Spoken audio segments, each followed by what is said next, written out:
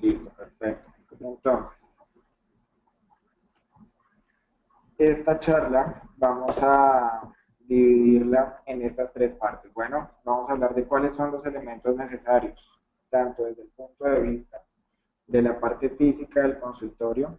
Vamos a hablar de cuáles son los prototipos y pruebas diagnósticas que debemos utilizar en la consulta y vamos a hablar también de qué test o elementos de prueba debemos tener para nuestro paciente de baja visión. Entonces, en cuanto a la parte física, sé que en Argentina, y creo que la mayoría de las personas que están conectados son de Argentina, si alguien es de algún otro país, por favor háganmelo saber en el chat. Pero sé que ustedes como tal no hacen la valoración optométrica. Uruguay, Guatemala tengo por aquí. En Uruguay creo que también hay cierta restricción, si no estoy mal, Antoinette, no sé si dije bien tu nombre, pero pues en esos países, en Guatemala sí sé que la optometría está como tal, pero en países como Argentina, que era pendiente que Antonio me ayudara a confirmar allí, sé que buena parte del paciente viene referido es directamente por el oftalmólogo con una fórmula prescrita por el oftalmólogo, perdón. Y es prudente, quienes tengan la oportunidad, Marisa me dice que ella sí hace la valoración, quienes tengan la oportunidad de valorar nuevamente al paciente, ustedes confirmen ese examen con el que está siendo remitido. Nosotros y el éxito de buena parte de nuestra consulta va a radicar en la mejor corrección óptica que tenga el paciente. Y si está en nuestra oportunidad valorarlo y tener certeza de esa fórmula, vamos a tener un éxito en lo que va, en las ayudas ópticas que vayamos a adaptar en el paciente. En cuanto a la parte física, ¿qué factores es indispensable que tengamos? La iluminación de nuestro consultorio es primordial. Necesitamos un consultorio que tenga unos parámetros de iluminación adecuados, ojalá que sea una luz blanca, que no sea luz amarilla, que el octotipo o la caja de luz que estamos utilizando para hacer la proyección tenga la retroiluminación adecuada, que dependiendo del test que utilicemos, como el EPRS, él viene diseñado con una caja de luz que maneja tres tipos de iluminación. Entonces, que no solo tengamos el octotipo, pero sino que tengamos el medio con el cual proyectarlo de forma adecuada. Listo. Quienes tienen la oportunidad de hacer el examen, es importante que tengan un densómetro para verificar la fórmula que viene utilizando el paciente, que verifiquen también que corresponda a lo que les prescribieron, si ya vienen con la fórmula usándolo, o si ustedes lo van a valorar, puedan saber qué es lo que viene utilizando el paciente. Una caja de pruebas o provines, como lo llaman allí, para poder, si ustedes hicieron la refracción, pues poder hacer una prueba adecuada. Coloqué aquí como forópter, pero quienes trabajan ya con baja visión se han dado cuenta que el uso de un forópter en un paciente con baja visión no es muy frecuente, la verdad no se utiliza mucho por la restricción del campo visual que genera y pues que muchos de esos pacientes tienen inclinación excéntrica y con el forópter se dificulta mucho ver a través del mismo. Es importante de igual forma entonces tener en cuanto a esa parte física del consultorio y los elementos básicos una montura de prueba, valga la redundancia, para poder probar esa refracción que tengamos o probar o hacer la prueba de las diferentes adiciones y demás. Si hacen la valoración, coloqué aquí el queratómetro. Sé que en Argentina y Uruguay tienen una parte de contactología, bueno, y los demás países también. Una parte fuerte de contactología, entonces hay pacientes en los que de baja visión tienen una metropía muy alta y el hecho de adaptar un lente de contacto nos va a permitir optimizar la calidad visual que va a brindar la ayuda. Entonces, un queratómetro para poder hacer una adaptación de lentes de contacto adecuada y pues el estuche de diagnóstico que pues, nos va a permitir llegar a los resultados de esa valoración. Vamos a entrar aquí entonces con los octotipos que vamos a utilizar. Vamos a dividirlos en los octotipos que utilizamos para visión lejana y visión próxima. Normalmente, o antes digo porque ya estoy empezando a actualizar, en una consulta normal de optometría, de oftalmología, medían la visión con el octotipo de Snellen. Ustedes sé que lo conocen, es el tablerito que ven ustedes aquí en la diapositiva, pero este prototipo se han hecho estudios en el que se ha demostrado que no es el medio más idóneo o el más adecuado para medir de forma objetiva la agudeza visual del paciente. ¿Y esto a qué se debe? Se debe a la forma que tienen las letras de este prototipo.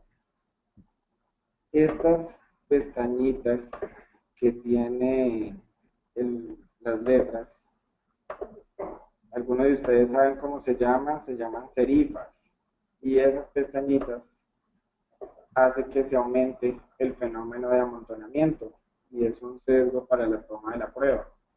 ¿Qué más afecta en este prototipo? Que no es la misma cantidad de letras que hay por renglón. ¿Qué más afecta? Que el espacio que hay entre los caracteres no es el mismo, y esto aumenta el fenómeno de amontonamiento. Y en un paciente ambliope pues va a sesgar muchísimo el resultado. Sé que muchos y todos hemos utilizado este prototipo en algún momento y se habrán dado cuenta que el paciente ambliope refiere ver claro el de los bordes, pero el centro lo ve amontonado o lo ve distorsionado. Es allí el efecto de amontonamiento presente en estos pacientes. Para baja visión tenemos que utilizar optotipos adecuados tanto en los tamaños de las letras como en la forma del carácter como tal. Comúnmente se utiliza este optotipo, el optotipo de Feinberg. Digamos que en sus inicios o buena parte de la valoración de baja visión se ha hecho con este optotipo. Es un optotipo que viene en forma de calendario, como lo ven en la imagen. Nos permite medir agudezas visuales que van desde el 20-280, me quedó mal, es desde el 20-800 hasta el 20-20. ¿Y qué ventaja tiene este optotipo? Que lo podemos trabajar a diferentes distancias. ¿Qué es lo que pasaba allí? Que de igual forma no era la misma cantidad de letras, el espaciado entre los caracteres no era el mismo y la medición no es la adecuada. El doctor David Obi y la doctora Lía han sido uno de los pioneros en diseñar nuevos optotipos en cartas de agudeza visual que permitan hacer una medición adecuada de la agudeza visual del paciente. Este prototipo que vemos aquí, el prototipo del ETDRS, es de los más efectivos y los más certeros a la hora de medir la agudeza visual de un paciente con baja visión. Este prototipo maneja letras eslogan, el que ven ustedes a la parte de arriba. Maneja algo que es la progresión logarítmica, que es la progresión logarítmica, de pronto quienes no lo tienen claro, es que el tamaño de la letra, tanto de forma vertical como de forma horizontal, es el mismo en todos los caracteres y el espacio que hay entre cada carácter es del mismo tamaño horizontal de la letra. ¿Qué va a evitar esto? Que se genere el fenómeno de amontonamiento. Esa progresión logarítmica nos va a permitir tener un dato más certero de agudeza visual. Estos optotipos suelen utilizarse a una distancia de trabajo de 4, o en el caso de las figuras de Lía, si es propiamente el optotipo de Lía, se utiliza 3 metros. ¿Hasta aquí vamos bien o hay alguna duda?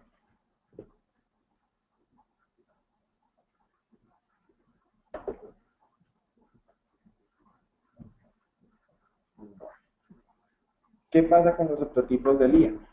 Los optotipos de Lía fueron, digámoslo de cierta manera, calibrados como tal con la C de Lando. ¿Listo? El optotipo de Lía tiene dos variaciones. Maneja números o maneja figuras. A ver, me pregunta por aquí Jackie Campos, ¿se necesita que estos optotipos tengan tanto brillo? En el caso del ETDRS, viene con una caja de luz que maneja tres tipos de iluminación. No sé si ustedes han visto la cajita, tiene unos focos al lado del prototipo y aparte de eso la retroiluminación interna que él tiene.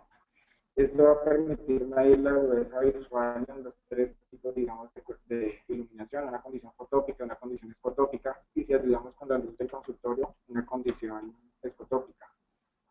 Para puntualmente, Jackie, sería buenísimo que tuviera la caja de luz como tal.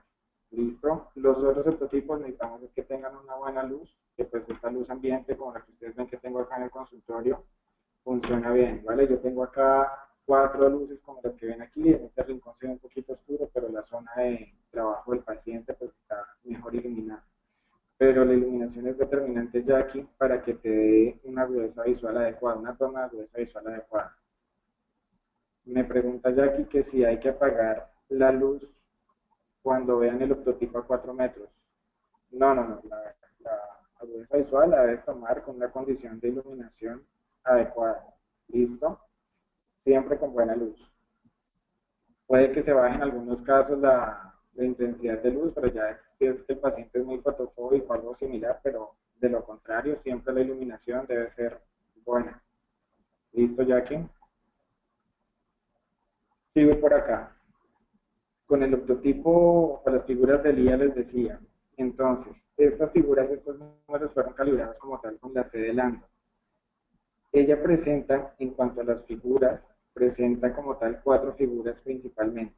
Una casa, un círculo, un corazón, hay pacientes, sobre todo los pacientes pediátricos, que refieren que es un corazón o una manzana y un cuadrado. Al estar estas figuras diseñadas, ustedes se dan cuenta en la que hay allí, llega un punto en el que empieza a tener progresión logarítmica. Ese prototipo también viene en una presentación como de almanaque, que a medida que va aumentando la cantidad de caracteres tienen el mismo espaciado y ya cuando empiezan a hacer líneas de agudeza visual de un tamaño más pequeño, empieza la progresión logarítmica, evita el amontonamiento. Estas figuras, si ustedes se dan cuenta, tienen todas una forma cerrada. ¿Qué va a pasar? ¿Qué pasaba cuando tomábamos agudeza visual con un optotipo de Snellen? Cuando el paciente llegaba a un punto en que ya no veía bien, empezaba a adivinar. Muchas veces, estoy seguro que todos, la F les decían que era una R o que era una T. Y digamos lo que más que por asociación, el paciente nos decía cuál era la agudeza o cuál era la letra que estaba en ese renglón. En el caso de los prototipos del IA, y me gusta utilizarlo mucho, es que cuando el paciente ya no ve, empieza a referir que todos son una misma figura. Generalmente el paciente dice que todos son círculos. En el caso de los números pasa, empieza a decir o que todos son 6, o que todos son 8, o que todos son 5, y ya sabemos que hasta ahí está la agudeza visual del paciente. Se considera como que hizo el renglón o que tiene esa agudeza visual cuando responde más del 50% de las letras que estén en el renglón. ¿Listo? Para que valga el renglón, más del 50%. Estos prototipos vienen diseñados para que lo utilicemos a una distancia principalmente de 3 metros. ¿Vale? Vienen en sus variaciones para que hagamos la prueba también de visión de cerca, pero ya lo vamos a ver más adelante. En cuanto a los prototipos de visión próxima, a ver, me pregunta por aquí Marisa, ¿prefiere estos prototipos a la de direccional? Me gusta, Marisa, por el hecho de lo que te digo, que el paciente ya cuando no ve, me empieza a decir que es un mismo carácter. La direccional es valiosísima en esos pacientes que pues no hablan o que tienen algún problema en cuanto a la comunicación, y desde que tú le expliques bien la direccional, también es un test que funciona muy bien y nos da un buen dato de agudeza visual. De hecho, también se consigue la direccional en progresión logarítmica, así que si lo tienes de esa manera y te gusta aplicarlo, Marisa, está muy bien. Desde que se lo expliques bien al paciente, vas a tener un dato de agudeza visual confiable. ¿Listo? Vamos a ver los optotipos de visión cercana. Antes de pasar acá, optotipos de visión lejana, ustedes van a encontrar variaciones de los mismos principios en diferentes formas, tipo calendario, muchas veces tipo dominó, es decir, la cartilla suelta, pero el principio es el mismo. Bueno, los que vienen en la cartilla suelta, pues lógicamente no es un dato tan certero, puedes subestimar un poco la agudeza visual porque le estás mostrando un solo carácter, es decir, le está quitando el efecto de amontonamiento, pero no te está garantizando que pueda leer el renglón completo de ese mismo tamaño. Entonces puede sobrevalorar la agudeza visual si muestras la de carácter sencillo. Me pregunta Milcar, ¿qué otras desventajas? Sobre todo el tema de las serifas, Milcar. El efecto amontonamiento que inducen es muchísimo. La estimulación que se hace a nivel de los campos receptivos, a nivel de retina, no es la más adecuada. Y por eso lo que te digo, el paciente hace asociación cuando llega a un punto en que no está seguro. Empieza a asociar la figura borrosa que ve y empieza a adivinar. Es más certero a los otros test por lo que te digo. Ya sabes que llega un paciente en el que, un momento, perdón, en el que el paciente no lee adecuadamente y empieza a decir el mismo carácter. Pero no hay desventajas de pronto si lo preguntaba si había algo en cuanto a contraste, no. Desde que el prototipo tenga una buena calidad, no va a haber problemas en tema de contraste, sobre todo es el tema de amontonamiento. Yo utilizo mucho el día, en lo personal utilizo mucho el día y de lejos en el paciente que lo puede aplicar sin problema, el SDRS, pero el arte al día me parece muy práctico por lo que te comento. Claro, Marisa, dale. Me dices que la última pregunta de visión lejana. Cuéntame. Si a 3 metros no ve qué haces. Correcto, te vas acercando. Te vas acercando, correcto, sí, sí, sí. Una opción es que te acerques o a la mitad de la distancia, pero pues ya sabes que eso lo debes tener en cuenta a la hora de la agudeza visual, o lo vas haciendo paso a paso, cada metro. ¿Listo? ¿Qué les recomiendo yo? Y es algo que eso lo menciono luego que hablamos de la parte de prototipos. Es que si ustedes hacen esto que plantea Marisa, que está muy bien porque se me pasó mencionárselo, si ustedes se tienen que acercar, que anoten, no se enreden haciendo el cálculo. Entonces, que si estoy a 3 metros y a 3 metros es el 20 de 200, pero me pasé a metro y medio, entonces ya no es 20 de 200, sino el 20 400. No se enreden con cálculos porque a veces vamos a tomar mala agudeza visual. Anoten el dato que les dio, 20, 70, y anoten a qué distancia lo tomaron. 20, 70, lo que haya sido, 1 metro, metro y medio, 2 metros, en fin. Listo, y van a tener un dato más real para que no se confundan ustedes haciendo cuentas ahí de pronto extrañas si les llega una historia de otro lugar, es mejor que lo anoten de esa manera. En cuanto a los prototipos de visión próxima, ¿listo? ¿Todo claro en cuanto a la visión, a los prototipos de lejos?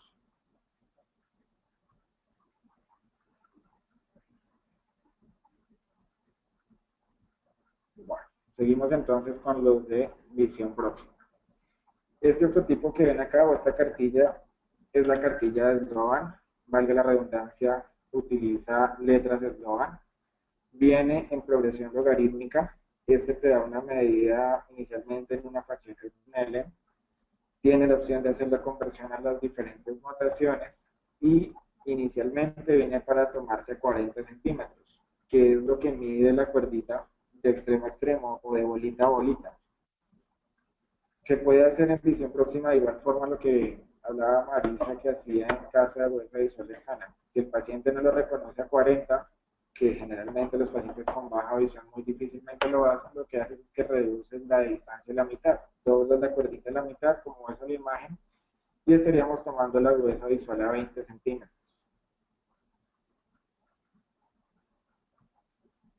A ver, perdón, yo paro un segundo acá. Me dice María Eugenia que tiene problemas con el audio.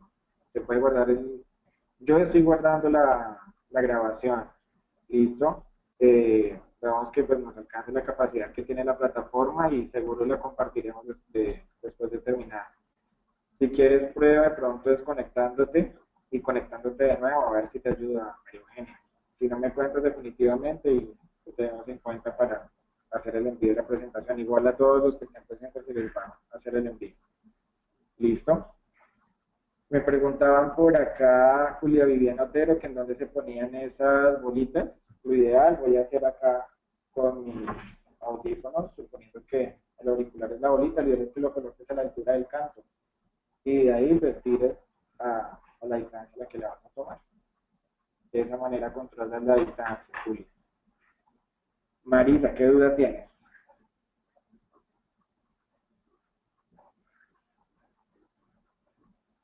Claro, la agudeza visual la deben tomar siempre de manera mono y binocular. Correcto. Bien, bien, Marisa. Me estás ayudando en esas cositas que se pasaron a la larga, netamente la característica de cada test. Ustedes deben valorar la agudeza visual del paciente de forma mono y binocular. Por convención, sabes que empezamos tomando la agudeza visual del ojo izquierdo, luego la del ojo derecho y luego la de ambos ojos. Hay pacientes de baja visión que tienen un ojo más afectado que el otro. Y en algunos casos hay pacientes que su visión, el remanente visual que tienen, no es con fijación central, sino es con fijación excéntrica. Y ustedes deben tomar el dato, como bien me lo dice acá Marisa, en posición primaria de mirada, que el paciente vea derecho al frente, y luego, si él tiene un lupus retiniano preferente, que lo busque, que vea esa posición o esa fijación excéntrica que tenga y ver en dónde obtiene la mejor agudeza visual. De esos hallazgos, de esos detalles que ustedes se percaten a la hora de valorar el paciente, va a depender el éxito de la adaptación de la ayuda. Listo, muy bien, Marisa, gracias por tu aporte. Me pregunta Daniel, ¿esta es la mejor cartilla para usar y vos la recomendás? Daniel, me pregunta de las que hablamos de lejos o la que les estoy hablando de cerca. Sí, Marisa, correcto. Hay pacientes que llegan que parecieran que tuvieran de cierta manera cierto tipo de tic, porque mueven su cabeza haciendo el gesto para buscar la huesa visual que tienen.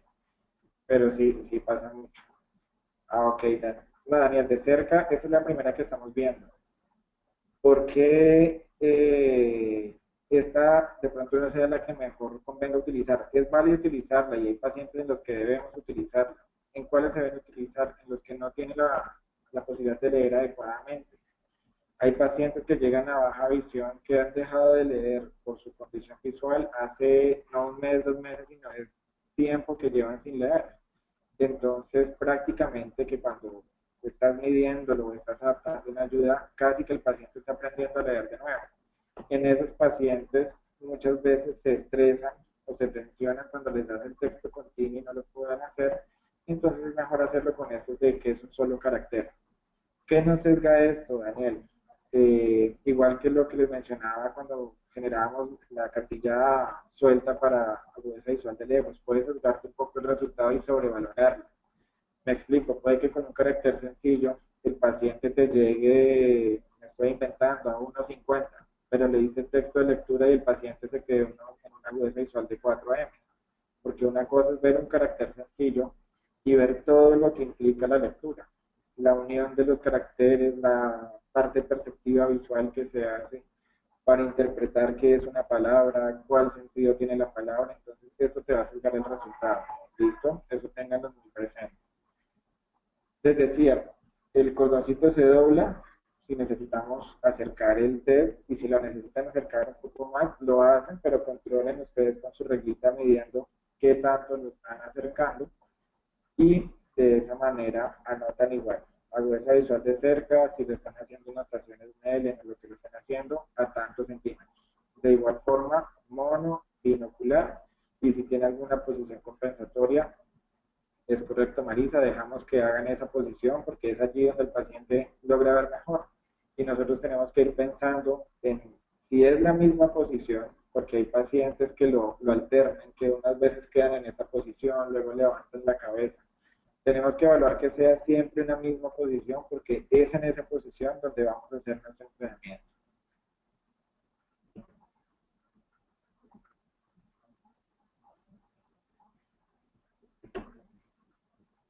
Puedes comparar los dos datos. Marisa me pregunta por acá, que si lo correcto sería hacerla a 40 centímetros y qué es lo que ve, o acercarla hasta que vea la letra más chica. Puedes hacer las dos comparaciones. De hecho, en mi historia clínica yo comparo las dos distancias.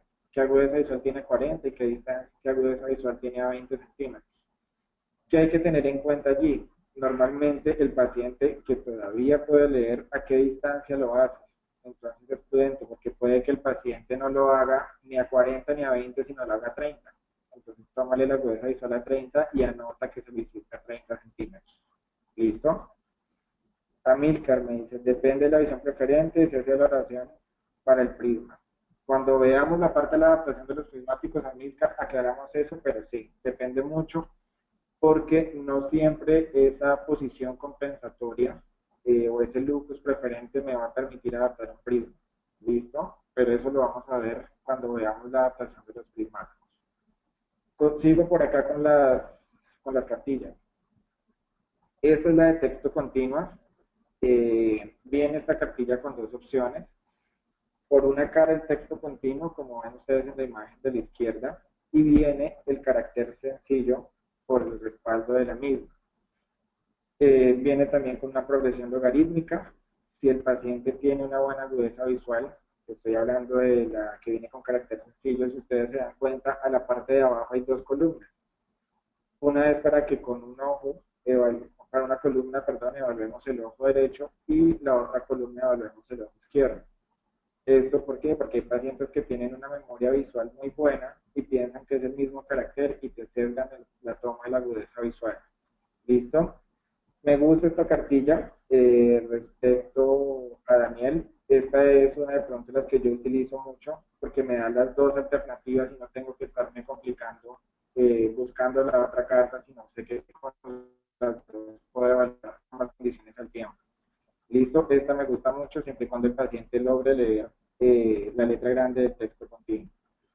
Si ustedes llegado el caso solo tienen esta cartilla de agudeza visual y no les pude leer ni la letra más grande, pues lo invierten y ustedes hacen la especificación que no es de texto continuo, sino es el de letras en sí. ¿Listo? Para que eso no sesgue el resultado. Porque es observación, no solo por la que se ve el resultado, sino porque cuando tomamos la agudeza visual de cerca y el paciente puede leer, tenemos que tener en cuenta la cantidad de palabras que el paciente lee por minuto. Entonces, lógicamente, si el paciente me está leyendo un carácter sencillo, no me está leyendo palabras por minuto. Entonces, tenemos que tener presente eso. Esta cartilla mide agudezas visuales desde el 20400 al 2010 en caracteres sencillos y en letra y en texto continuo desde el 2080 al 2016. Normalmente esta viene para utilizarse a 40 centímetros, pero como le digo y les he repetido, en los pacientes con baja visión uno juega con la distancia. No ser rígidos de siempre tomarlo a esa misma.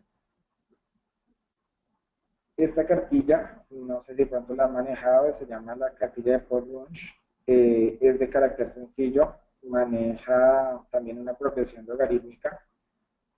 Esta tiene una ventaja y es que pues al respaldo de la cartilla se tiene como la guía o el soplete de lo que el paciente está leyendo. Entonces, para que tú no te le atravieses por encima al paciente, no le restes condiciones de iluminación, tú te ubicas de frente a él, le das la cartilla que él la sostenga. Esta también viene con una cuerda como la que veíamos de Sloan. Y simplemente tú te ubicas por detrás y el paciente empieza a leerte, por ejemplo. C, O, H, Z, tú por detrás estás viendo en qué letra va. En la que él para, los renglones que ustedes ven en la parte de abajo te van a dar las diferentes notaciones de agudeza visual, sea en sistema métrico, en Snellen, en decimal, en MAR, en LASMAR. Ahí ustedes van a encontrar las diferentes notaciones. Si en su lugar de trabajo o en su consultorio trabajan con un tipo de notación en especial, allí ustedes pueden hacer la conversión. De igual forma, lo mismo, es un carácter sencillo, no estás evaluando palabras por minuto, tener cuidado con eso, de pronto no tener tú en tu cabeza una falsa expectativa de cierta manera de lo que vas a lograr con la adaptación de la ayuda, porque ya cuando el paciente empieza el efecto continuo puede que te dé un valor menor.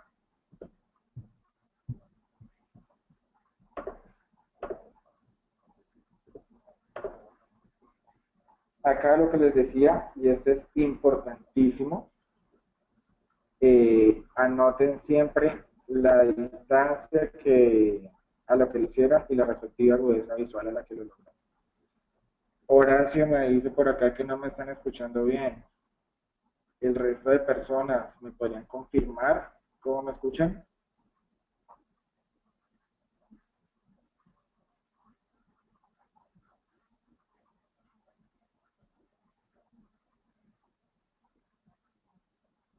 María Eugenia, bueno, veo que son algunos. Hay como 3 personas que me dicen que se les entrecorta. ¿Qué dicen? ¿Sacamos la cámara para ver si mejora el audio?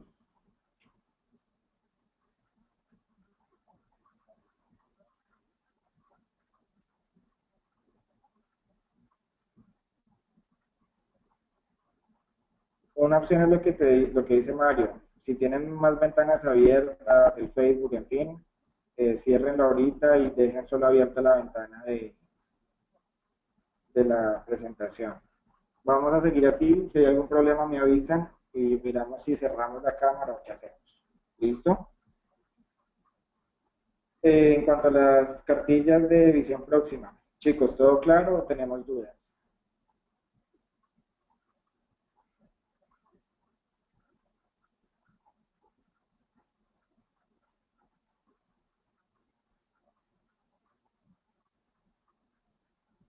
Listo, perfecto. Seguimos entonces por acá. Estas son las diferentes notaciones de agudeza visual que tenemos. Sé que en Argentina utilizan mucho el decimal, no sé en Uruguay, no he tenido la oportunidad de ir a este país, no sé en Uruguay si manejan también mucho el decimal, en Guatemala de pronto si nos comparten por allí, pero aquí ustedes tienen las diferentes notaciones, ¿listo? La presentación, mis compañeros han enviado un link en el que ustedes pueden descargarla, entonces van a tener esta guía, ¿listo? Mario Eugenia me dice, me perdí la mayor parte y no escuché bien lo que me respondí, si se puede volver a escuchar el video. Sí, Mario Eugenia, yo estoy grabando la presentación, ¿listo? La idea es después de grabarla, lógicamente compartir. Te decía hace rato que una opción, lo que decían es que cierren las ventanas que tengan abiertas y la otra opción es que salgas e ingreses nuevamente, por eso la conexión que tienes, Mario Eugenia. Héctor me pregunta por acá, Héctor Galvez, ¿es conveniente usar una regla de guía para tomar la agudeza visual de lectura? Sí, es importante.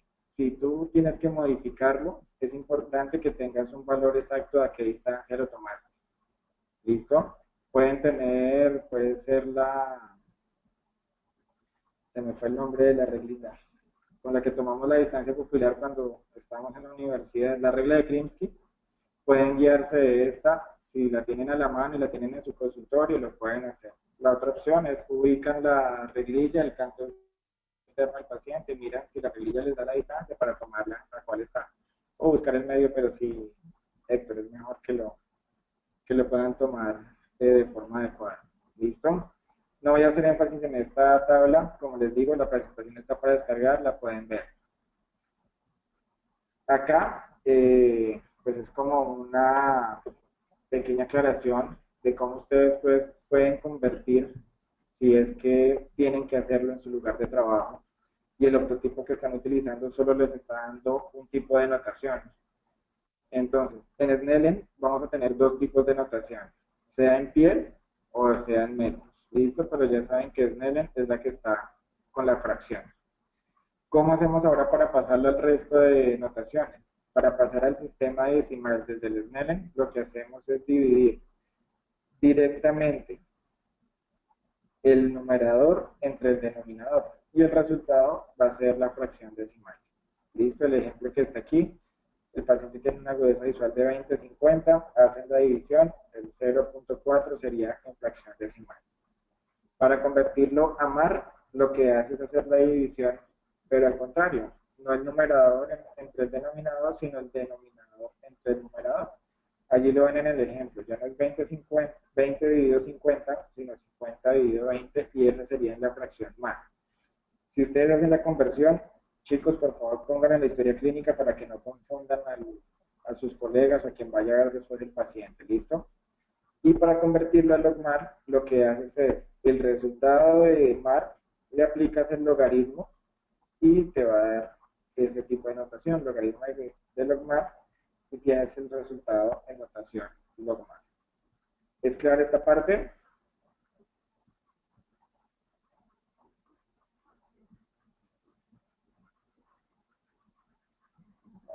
Seguimos por aquí. Una vez teniendo claro cuáles son los parámetros en cuanto a la parte física y en cuanto a los test de agudeza visual, siempre la consulta de baja visión. Antes de empezar a rehabilitar el paciente, tenemos que hacer unas pruebas diagnósticas que me brinden información. No solo de la agudeza visual del paciente, sino el estado de la sensibilidad del contraste. Y es algo determinante en el éxito de la adaptación del paciente. ¿Listo?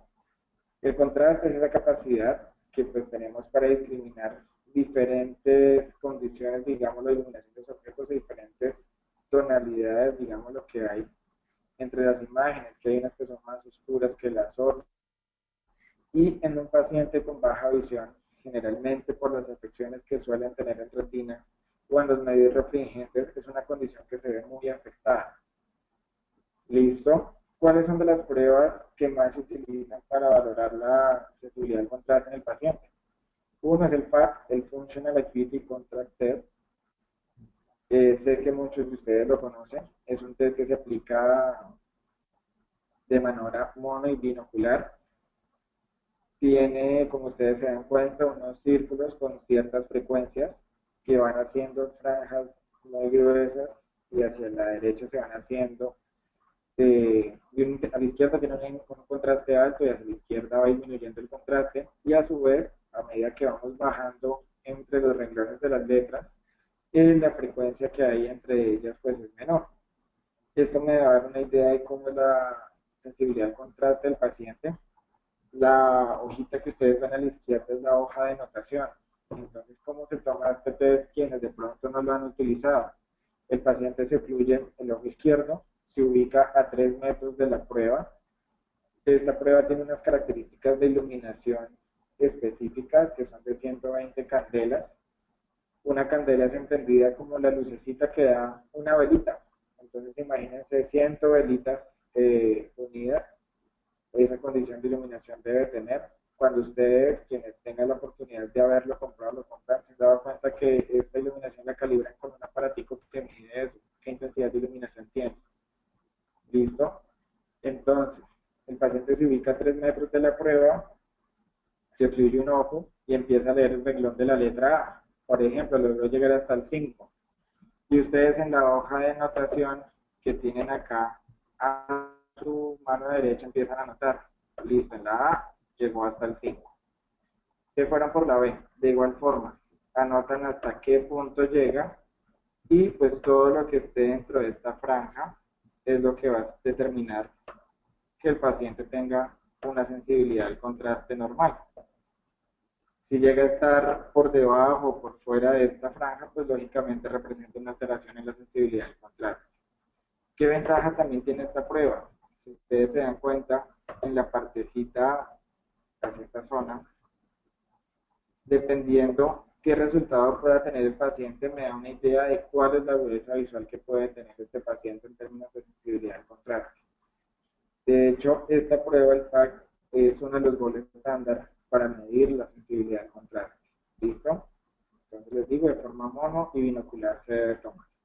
Es una prueba que es un poco costosa, no es fácil que la tengamos en consultorio, pero si trabajan en algún centro o algo similar y la pueden tener, fabuloso. ¿De qué otra forma podemos medir la sensibilidad al contraste? Está el test de Pelly-Robson. Este test es una cartilla que maneja letras del mismo tamaño, generalmente una agudeza visual de 20-60, que es una agudeza visual, digamos, lo que favorece a buena parte de un paciente con baja visión, entre comillas. Lo digo de esta manera que favorece a la mayoría de pacientes, pues esta prueba se toma 1 metro de distancia. Entonces, digamos que el tamaño del carácter puede ayudarnos a tomarlo en los pacientes. Tiene la misma cantidad de letras por renglón, al ser del mismo tamaño no va a haber ninguna progresión logarítmica, y lo que hace es que a medida, como se dan cuenta en la imagen, que se va cambiando el renglón, pues el contraste va siendo menor. Anotamos hasta qué renglón logró ver el paciente y ese renglón me va a dar el dato de cuál es la sensibilidad al contraste del paciente. De igual forma se debe tomar de forma mono y binocular. ¿Qué sesgo tiene? Que son los mismos caracteres y el paciente puede aprendérselos y puede juzgar el resultado. Está el test de SDRS, viene en 6 cartillas que maneja los diferentes porcentajes de contrastes que ustedes ven allí. Como se dan cuenta, cambia los caracteres que vienen presentados por cartilla con el fin de que el paciente no los memorice y no nos sesgue el resultado. Como tiene los diferentes tamaños de letra, maneja la progresión logarítmica dándonos, entre comillas, un dato de agudeza visual. esta prueba la hacemos a una distancia de 4 metros. ¿Listo? Principalmente tiene 5 niveles de agudeza de contraste. Bueno, esta es otra variante que son las letras de mar. Es muy parecido al que veíamos ahorita, al de Perry Robson. Pero este tiene una ventaja y es que trae 3 cartillas. Una para que le apliquemos al ojo derecho, otra para que le apliquemos al ojo izquierdo y una para que le apliquemos en ambos ojos. Las 3 cartillas son caracteres diferentes. ¿Listo? Esta se trabaja a una distancia próxima de 50 centímetros y de igual forma el renglón que el paciente logre ver, allí tenemos el dato de sensibilidad al contraste. Los símbolos y números del IA también vienen en una presentación con 5 niveles de contraste, de igual forma con los anteriores que vimos, la opción de tomarlo mono y binocular, con diferentes caracteres para evitar que el paciente los memorice. Acá me pregunta Marisa, acá estamos usando monitores para la toma de agudeza visual, no sé si son fidedignos. Pueden tener cierto sesgo en cuanto a la calidad de la pantalla, Marisa, en cuanto al contraste que tenga la configuración de la misma, porque en algunos casos puede sesgar el resultado. ¿Y qué es lo otro? Si tú te has dado cuenta, y no sé si a veces lo has hecho en una condición o tu consultorio tenga la iluminación adecuada, pero cuando la iluminación no es buena, la pantalla genera un brillo terrible y ese brillo te va a sesgar el resultado. Entonces debes tener en cuenta todo el tema de iluminación del consultorio para que el brillo de la pantalla no te vaya a sesgar la prueba. ¿Listo? Otra carta es el contraste de la carita de Heidi, que es un test de mirada preferencial. Vienen 3 cartillas y digamos que una neutra o una sin ninguna cara, que es la que está por acá. Y esta es sobre todo de uso pediátrico, entonces se le muestra al niño la que no tiene la carita y la que sí la tiene y miramos hasta qué contraste es capaz de reconocer.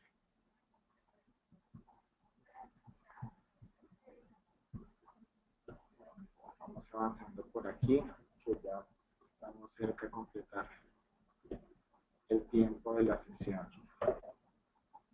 Listo, en cuanto al contraste, dudas respecto a las pruebas.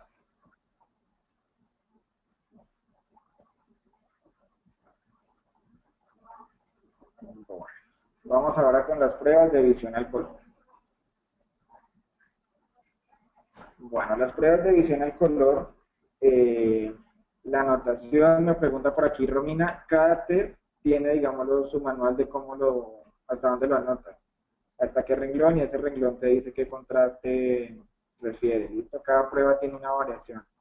Los que tienen la progresión logarítmica muchas veces se nota similar a una prueba de agudeza visual, ¿vale? Pero cada test tiene su forma de notación, principalmente hasta qué renglón alcanzó a llegar el paciente y eso te va a dar el equivalente en cuanto a la sensibilidad al contraste que tiene el mismo.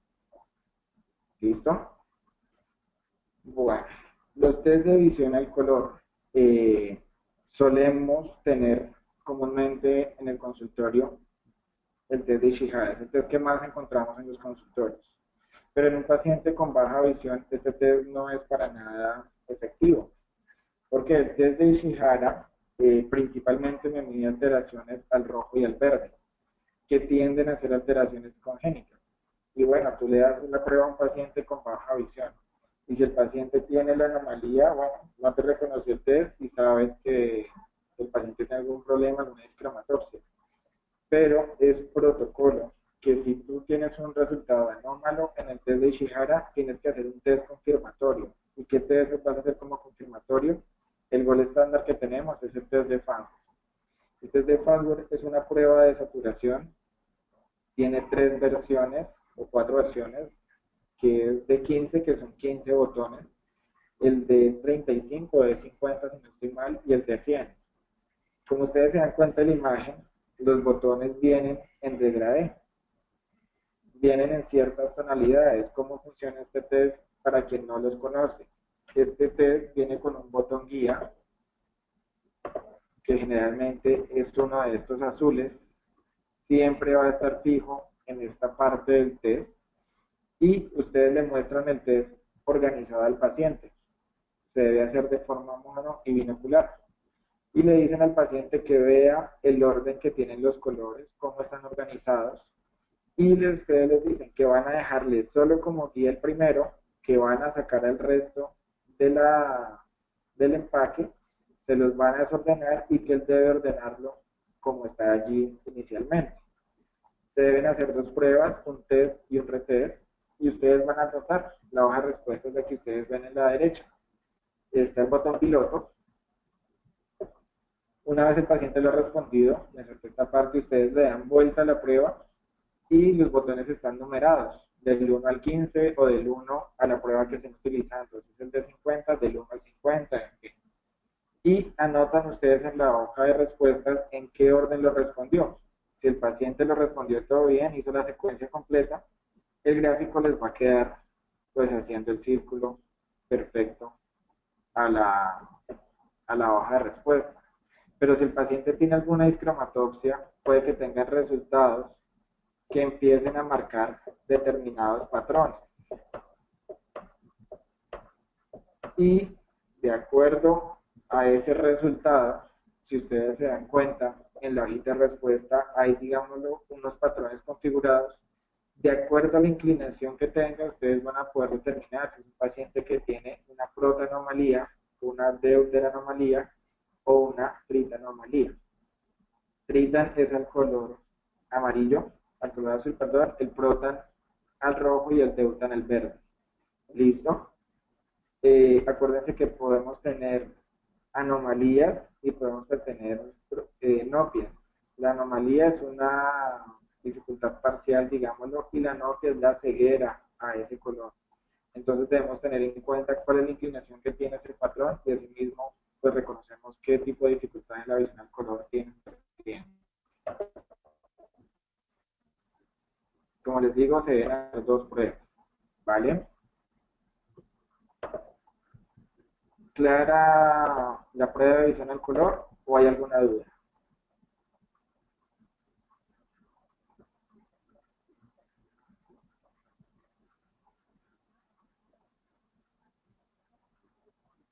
Listo, chicos, seguimos entonces por acá.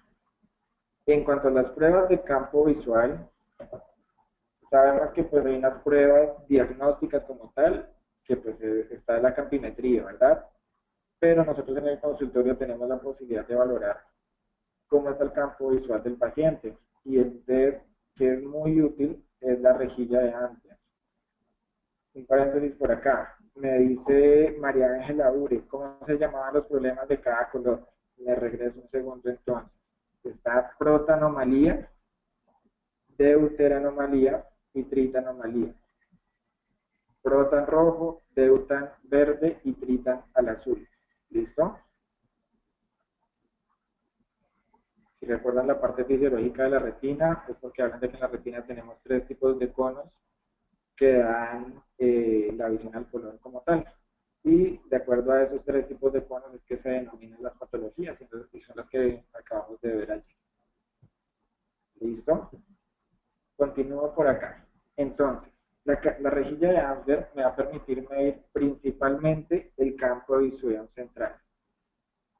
¿Qué grados de visión central nos va a permitir valorar? Cada cuadrito equivale a un grado y nos permite valorar los 20 grados centrales. Me pregunta por aquí Roberto Valencia. ¿Recomienda algún filtro en caso de presentar algún problema de visión al color? Es útil hacerlo, prescribir un filtro. Si bien el filtro no va a favorecer que la persona reconozca el color, va a ayudar a mejorar el contraste. Aunque ahorita hay un laboratorio que se llama Pratt y ha diseñado unos lentes que permiten que la persona reconozca de forma más adecuada el color. Entonces el uso de filtros sí es muy adecuado, no solo por temas de iluminación, en temas de la fotofobia del contraste, sino también para ayudar a mejorar la percepción de los contrastes de los colores en los pacientes. ¿Qué filtro? Pues depende de qué dificultad y hay que hacer una prueba de filtros con el mismo, con el paciente para ver cuál ayuda más para su caso puntual. Bueno, continuamos acá con la parte del campo visual. Entonces les decía, la rejilla de Andel es muy útil, mide principalmente los 20 grados de visión central.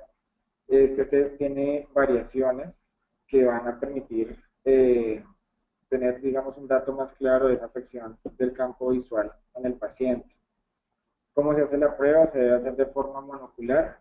Si se dan cuenta, la rejilla tiene un punto guía en la zona central. Se debe pedir al paciente que mire ese punto y que siempre viendo el punto nos diga cómo ve la cuadrícula circundante, los cuadrículos que están alrededor, si ve que están distorsionados en los extremos, que cambia la configuración de los mismos, nos va a permitir reconocer hacia qué zona está esa dificultad. Teniendo en cuenta cuando el paciente nos reporte una anomalía, vamos a poder empezar a identificar si es una metamorfopsia y tenemos las diferentes variaciones de las pruebas que nos va a permitir hacerlo. La que comúnmente se utiliza es la de fondo blanco y la rejilla negra, pero tenemos variaciones de fondo negro y rejilla blanca y fondo negro y rejilla roja. A su vez hay unas de ellas que tienen una X, digámoslo. Muy seguramente, abro paréntesis, Fernanda me dice que me escuchan mejor, es que se apagó el aire acondicionado, entonces eso de pronto ayuda un poco. Continúo por acá. La X entonces, ¿qué va a permitir? Si el paciente identifica que hay una zona en la que tiene esa dificultad, se le pide al paciente que utilice la X como guía para localizar esa zona en donde está la afección en el campo visual. La cartilla roja suele utilizarse en ocasiones con filtro, el rojo y el verde, y permite también identificar afecciones en el campo visual, pero en estos casos pueden ser afecciones monoculares, entonces el filtro nos ayuda a descartar de forma más adecuadamente ese tipo de alteraciones. ¿Listo? Claro con la parte de los test diagnósticos del consultorio.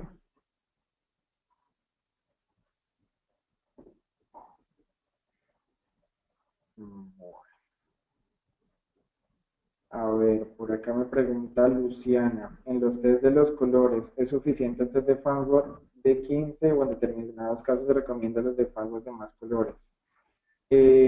A mi parecer y lo que he visto con los pacientes es suficiente el de 15, porque los demás colores pues es más complejo hacer el paciente que tenga la dificultad de responder la prueba, porque imagínate de una misma tonalidad, digamos, de los azules, de los verdes, 10, 20 botones, entonces va a ser mucho más complejo para el paciente. Esta prueba lo suelen utilizar si quieren ser mucho más específicos con la dificultad que tenga el paciente, pero el Farnsworth de 15 funciona muy bien para poder interpretar qué tipo de discriminatopsia tiene el paciente.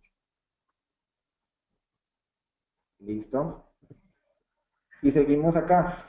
Luego de haber hecho esa valoración de agudeza visual del paciente, luego de haber hecho las pruebas diagnósticas complementarias, ya ahí sí pasamos a los elementos de prueba y cómo vamos a mejorar inicialmente el remanente visual del paciente. Hablo inicialmente porque ustedes saben que la rehabilitación del paciente no solo se centra en prescribir una ayuda óptica, sino tiene un manejo complementario en los diferentes aspectos de orientación y movilidad, las actividades de la vida diaria, en alguna tarea puntual que tenga el paciente, pero pues partimos de rehabilitar la condición óptica del mismo. Entonces, nosotros como empresa tenemos una serie de elementos para mejorar esa condición visual del paciente y partimos hablando de los telescopios. Los telescopios, ¿qué función hacen principalmente? Es generar una ampliación angular de la imagen. Vienen en dos tipos de telescopios los que fabricamos, que son telescopios Galileos, los que fabricamos, porque telescopios hay de dos tipos, Galileo y Kepleriano.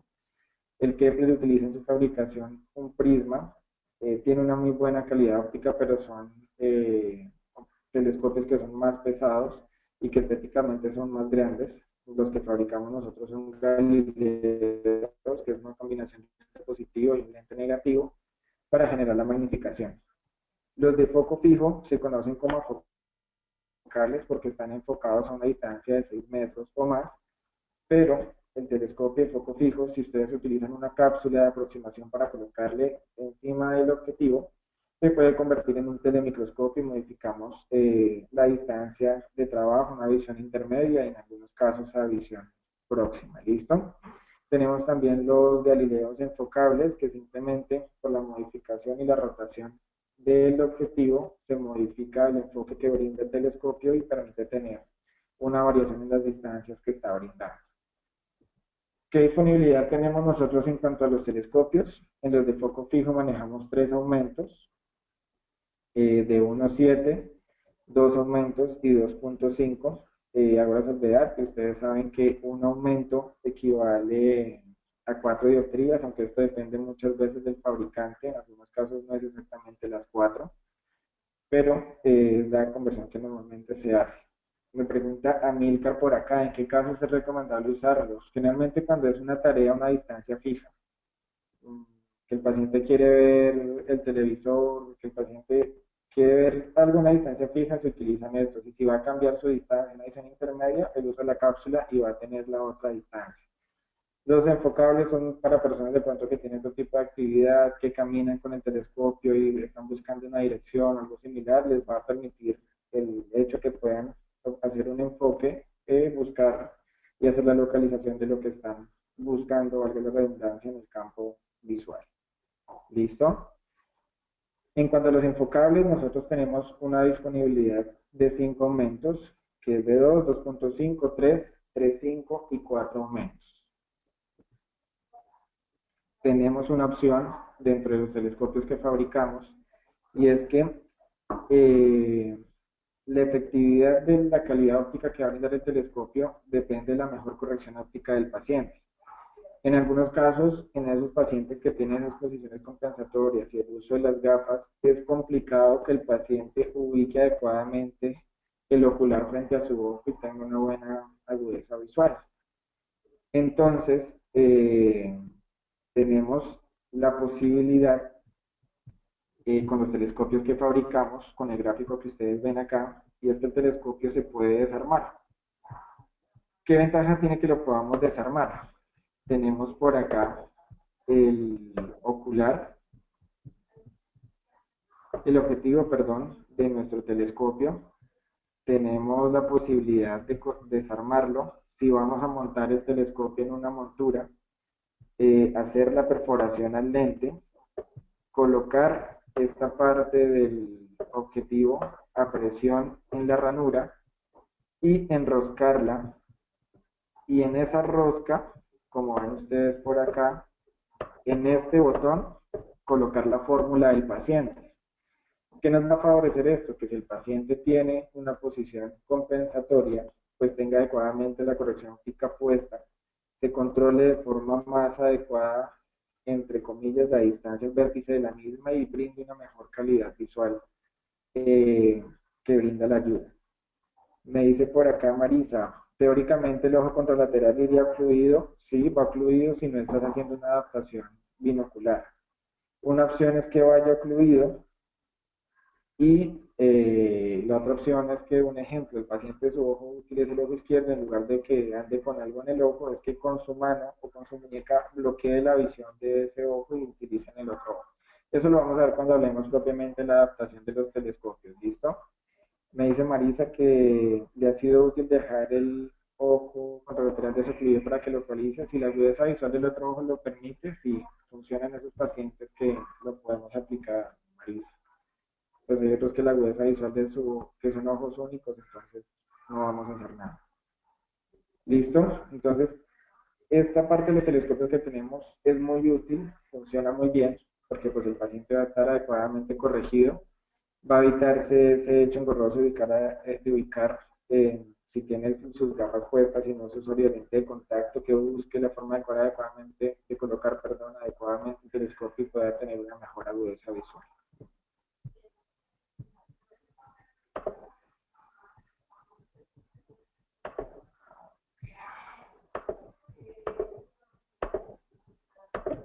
Seguimos por acá. En cuanto a las ayudas de visión próxima, tenemos algo que denominamos dobletes aplanáticos. En un paciente con baja visión que tiene dificultad en la lectura, siempre se utilizan ayudas que tienden a generar una magnificación o que tienen un aumento muy alto. ¿Qué generan estas ayudas? Que como son lentes positivos muy altos, tengan una distorsión o una aberración periférica muy marcada. Los dobletes aplanáticos que nosotros fabricamos se fabrican con dos lentes y la fabricación que les damos hace que esa aberración periférica se reduzca al máximo.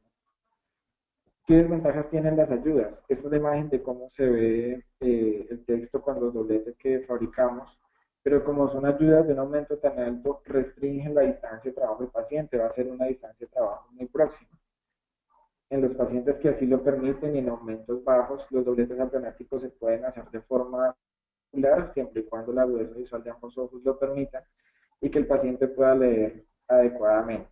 Pero esto funciona sobre todo en aumentos bajos. ¿Listo? En aumentos más altos se da preferencia lógicamente al ojo de menor visión y en la montura lo que se hace es esmerilar el ojo que no ve bien para generar la oclusión y evitar que el paciente tenga que hacer algún tipo de mueca o algo similar cuando utiliza la ayuda. ¿Listo? Ambas superficies son aféricos, pero la forma de fabricación y montaje que hacemos, Horacio, hace que se reduzca al máximo, porque combinamos dos lentes, no es un solo lente esférico, sino combinamos dos tipos de lentes. Y la forma en que los montamos en el aro hace que se reduzca esa distorsión periférica al máximo. Y aparte de reducir esa aberración periférica, fíjense que la aberración cromática es muy mínima. ¿Listo? Entonces la calidad visual que le brinda el paciente es excelente. Tenemos para esos pacientes, como les digo, tienen una distancia de trabajo muy próxima y en muchos casos es difícil mantener la binocularidad cuando ambos ojos tienen una visión útil. Para estos casos utilizamos los lentes prismáticos. Los dobletes, los lentes prismáticos, perdón, son lentes que vienen con un prisma inducido de manera base interna. De esta manera, como es una distancia tan próxima, con el prisma ayude a favorecer la binocularidad y el paciente pueda leer con ambos ojos sin que tenga algún tipo de diplopia o algo similar. Me pregunta por aquí Héctor, ¿las dobletes son adosadas, las que ustedes utilizan? ¿A qué te refieres propiamente con adosadas? ¿Que se están pegadas o algo similar?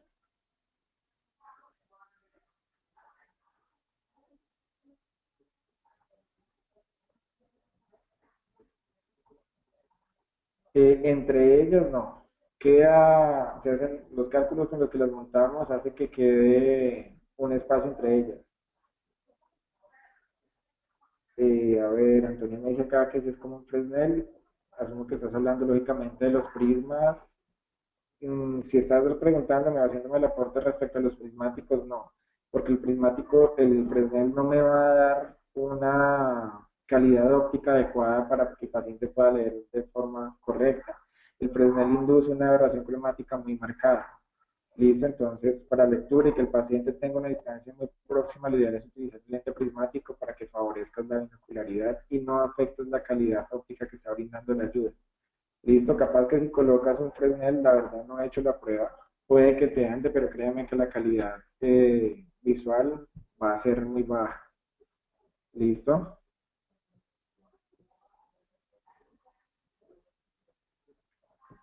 Bueno, seguimos por acá.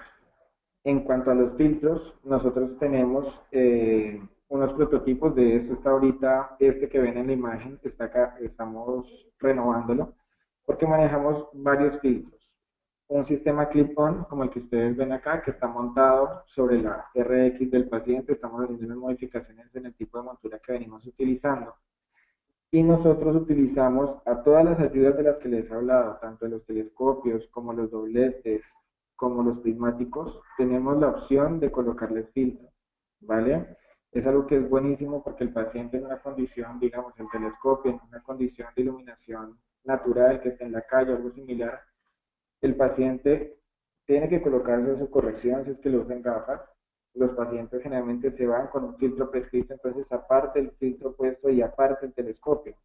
Es engorrosísimo utilizarlo de esa manera. Entonces, tenemos la opción de las ayudas fabricarlas con filtro y que el paciente pueda manejarlo de forma adecuada. Lo manejamos algunos en Corning, Horacio, y algunos también coloreados. Depende de la fórmula que tenga el paciente y el tipo de ayuda que se vaya a fabricar. ¿Listo?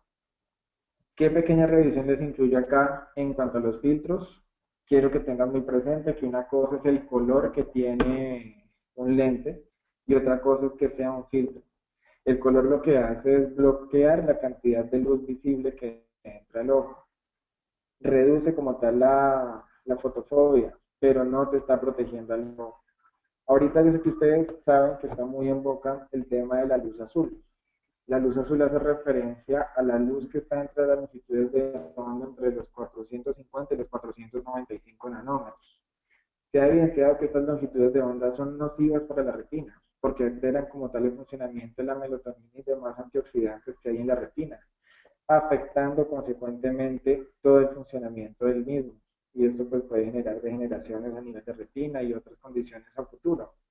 Entonces es importante que ustedes utilicen no un tinte, no un color, sino utilicen un filtro en el paciente. Listo, que discrimine esas longitudes de onda que son nocivas para el ojo y que aparte de mejorar contraste y mejorar fotofobia, esté protegiendo al ojo como tal. Listo, nosotros tenemos una variedad de filtros. No voy a hacer énfasis en cada uno de ellos, como les digo, en la presentación la pueden ver allí. En su momento, cuando veamos filtros, lo vemos con más calma, pero que tenemos diferentes usos para condiciones patológicas, no solo de retina, sino también para pacientes que tienen migraña, que tienen algún tipo de episodio convulsivo, cosas similares. Los filtros ayudan a favorecer no solo calidad visual, no solo contraste, sino ayudan a favorecer esos síntomas y esas condiciones en esos pacientes. ¿Listo? Tenemos dentro de las opciones que ustedes pueden tener en el consultorio con nuestras ayudas, son unos probines de prueba, unos filtros de prueba. Los filtros vienen con este flipper que ustedes ven allí, que pues va a ser muy útil para que ustedes alternen, no tengan que estar quitando la montura de prueba, colocando el otro, sino puedan comparar de forma más adecuada en el paciente qué filtro le va a brindar un mejor contraste, una mejor agudeza visual, favorezca la percepción del color, en fin, y puedan hacer de forma más adecuada una prueba en el paciente. En cuanto a la parte de bibliotecnología, nosotros estamos desarrollando, de hecho ya tenemos una que es una tablet que funciona como videolectora. No es una videolectora como tal, es una tablet que diseñamos nuestro propio software y va a servir como tablet y va a servir como lupa lectora.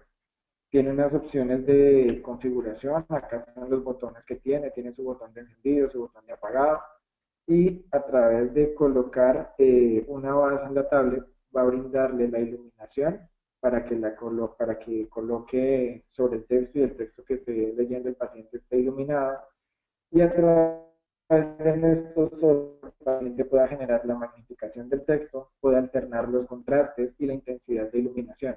Y si el paciente quiere utilizar la tablet como tablet, lo va a poder hacer. ¿Listo?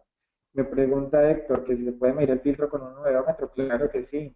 Y si te has dado cuenta, el uveómetro tiene como un semáforo y dice qué longitudes está filtrando. Vas a darte cuenta que al colocarlo va a marcarte o va a generarte el semáforo hasta ese punto. Claro que lo puedes medir con un filtro. Me dice Marisa, a mí me sucede que a pacientes postoperatorios les cuesta elegir el filtro porque sienten primero el cambio de color y no el alivio. Cuando están recién operados, sí, Marisa, porque son pacientes que están muy sensibles en todo el tema de ese proceso inflamatorio que está recuperándose. En algunos casos tarda, no es un par de días o un par de semanas que termine de darse la cicatrización como tal.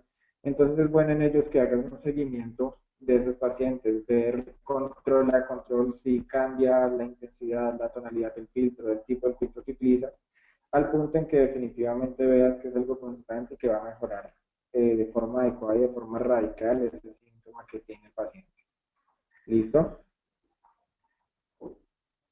No es tanto que sea empírico. Los filtros tienden a hacerse más a una prueba, porque es que la condición del paciente con baja visión, muchas de las condiciones de retina son fluctuantes y pueden ser más agresivas en ciertas condiciones y pueden cambiar como tal todo el comportamiento visual del paciente. Entonces hay que ver control a control cómo está el contraste, cómo está la visión al color y asimismo ver que el filtro que estés utilizando esté corrigiendo adecuadamente esos síntomas. No es tanto que sea empírico, pero sí es algo que requiere de una prueba y error. ¿Listo? Muchos de los pacientes con baja visión se van, y si los has prescrito, Marisa, te has dado cuenta que no se van con un solo filtro, sino se van con un filtro para cuando están en la calle, se van con un filtro para cuando están en la noche, se van con un filtro cuando estén en una condición de luz artificial, porque los contrastes no son los mismos en los diferentes ambientes. De ahí que tenemos que hacer una prueba con cuál se favorece más la condición visual del paciente. ¿Listo? Y es importante por acá, ya para terminar, que tengan, aparte de un set de prueba de temas ópticos, que tengan ayudas no ópticas, sobre todo el uso de un atril para que el paciente tenga una posición ergonómica más adecuada, el uso de un tiposcopio para que el paciente, si tiene el fenómeno de amontonamiento, si es un paciente que no ha leído hace mucho y le cuesta trabajo hacer el cambio de los renglones, los tiposcopios ayudan muchísimo.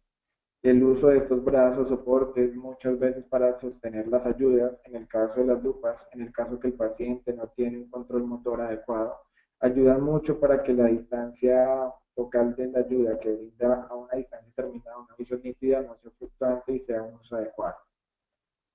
Me pregunta Héctor, ¿y es bueno que el filtro sea fotosensible? Ayuda mucho, desde los que fabricamos tenemos la opción de hacerlos fotosensibles porque funciona muy parecido como en dryware de lo que era del Transition. Entonces va a poder ayudar en dos condiciones de iluminación muchas veces el mismo filtro.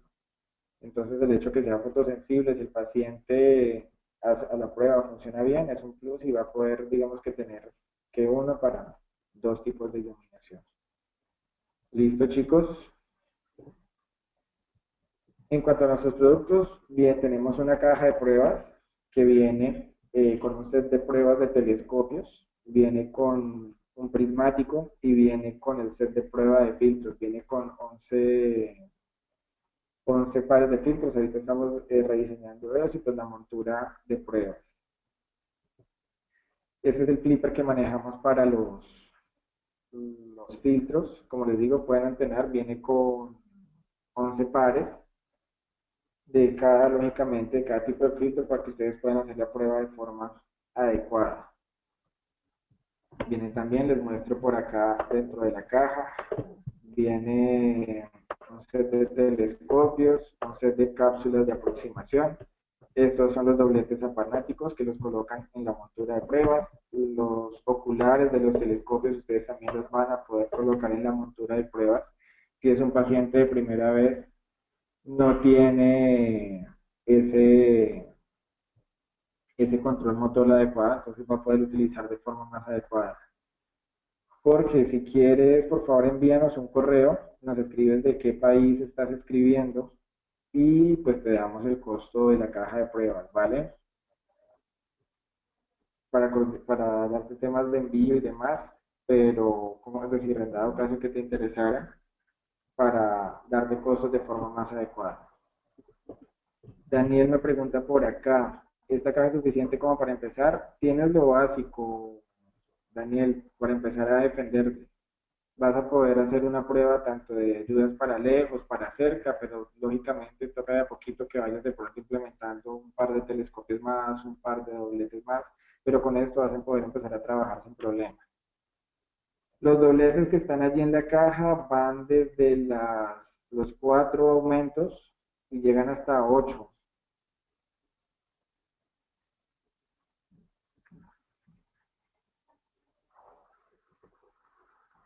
¿Listo? Vamos a escribir más por acá. Seguimos por aquí. La videolectora que ya les hablaba de ella. Listo, chicos. Hoy fue un poco más extenso, me salí un poco más de la hora que hemos presupuestado que vamos a hablar el día de hoy. Espero pues haya quedado claro eh, el tema de las ayudas. Me pregunta Daniel Di Marco, sí, estamos trabajando en eso, estamos haciendo para las personas que vayan a adquirir la prueba un instructivo de uso de la caja como tal en general, del uso de los telescopios, de cómo se deben adaptar, de los dobletes, de cómo los deben adaptar, el tema de los filtros, tips de adaptación y demás. Se entrega la caja con una instructiva adecuada para todas las ayudas y que ustedes puedan hacer un uso adecuado de las mismas y pues favorezcamos el desempeño visual del paciente. ¿Listo? Chicos, no siendo más por hoy, me disculpo si me extendí un poco. Les agradezco mucho a las personas que se conectaron. Espero no hayamos tenido tantos problemas de audio. Vi que la mayoría me dijo que teníamos audio bien. Marisa me pregunta por acá, hay que aclarar que los dobletes vienen con armazón. A la hora de ya la venta al paciente, Marisa, sí vienen con el armazón. Los que vienen de prueba vienen como los vieron por aquí. A ver, yo me regreso a la presentación.